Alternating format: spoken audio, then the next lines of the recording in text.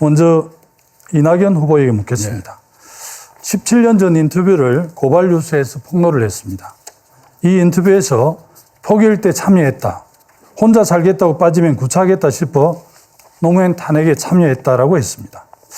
이게 노무현 탄핵 찬성 고백이 아니고 무엇인지 저로서는 납득하지 않습니다. 좀 해명이 필요한 것 같습니다. 네, 탄핵안에 분명히 반대했습니다. 그리고 그 밖으로 보여지는 행동에서는 민주당 당직자로서 참여했다는 걸 말씀드립니다. 당시에 노무현 탄핵에 반대한 사람들은 아예 표결에 참여를 안 했습니다. 표결에 참여한 사람들은 다 찬성파였습니다. 표결엔 참여하고 반대했다고 하는 이런 정치를 저는 잘 이해할 수가 없거든요. 그때 반대했으면 그때 말씀하셔야 되는데 제가 기억하기로는 평생 가슴에 묻고 가겠다 이렇게 말씀하셨는데 최근 얼마 전에 제가 표결엔 참석했지만 반대표를 던졌다 이렇게 말씀하셔서 우리 당원과 국민들께서 잘 믿지 않는 것 같습니다. 요구받았기 때문에 그렇게 말을 했습니다. 시청자 여러분 안녕하세요. 박구스트입니다.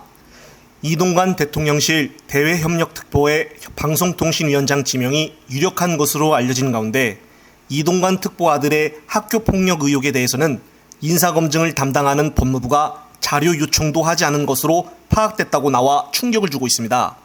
서울시 교육청이 민주당 김의겸 의원실에 낸 자료를 보게 되면 서울시 교육청과 하나고등학교는 이동관 특보의 자녀 학교 폭력 논란과 관련된 자료 제출을 요청을 받지 않았고 어떤 자료도 제출하지 않았다고 되어 있습니다. 교육부 역시 지난 3개월간 법무부 인사정보관리단으로부터 이동관 특보 아들의 학폭 논란과 관련된 자료 요구를 받지 않았다고 답변했습니다. 이와 관련해 어제 대통령실 관계자는 이번 장차관 인사 대상자들을 검증을 하면서 학교폭력 전력에 대해서는 구두로 질의를 했고 소송에 대해서도 확인을 했다고 해명 같지 않은 해명을 했습니다.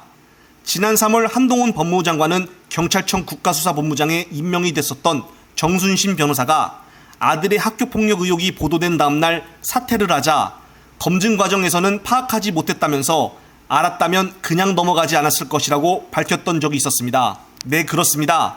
장차관 인사 대상자들을 검증을 하며 학폭에 대해서는 구두로 질의했다는 것이 이게 말입니까 밥입니까? 지난번에 정순신 건에 대해서 나중에 학폭에 대해 알게 되어 개망신을 당하더니 아직도 문 정권은 정신을 못 차린 듯합니다. 구두로 질의하고 문답하면 진실로 이야기를 하는 것인지 거짓말로 이야기를 하는 것인지 어떻게 구분할 수가 있을까요? 용산 내부에서는 이동관의 학폭에 대해서 별로 신경을 안 쓰는 분위기인 듯한데 그 이유가 이동관이가 어떻게 윤석열과 측근들을 설득시켰는지는 알 수는 없습니다만 이동관 측 수구 쪽에서는 당시 하나고 담임선생님을 전교조인 자편양인 선생님으로 표적을 삼아 그분의 이야기를 아예 신뢰하지 않고 있다는 점입니다. 정말 충격적입니다. 법무부를 대표하는 한동훈마저 이동관의 학폭에 관심이 없나 전혀 자료 요청을 하지 않았다는 것인데 그렇게도 정순신 때는 자기하고는 무관하다고 책임을 회피하더니 이번에는 또 어떤 꿍꿍이로 위기를 모면하려 하는 것인지 정말 기가 막힐 뿐입니다.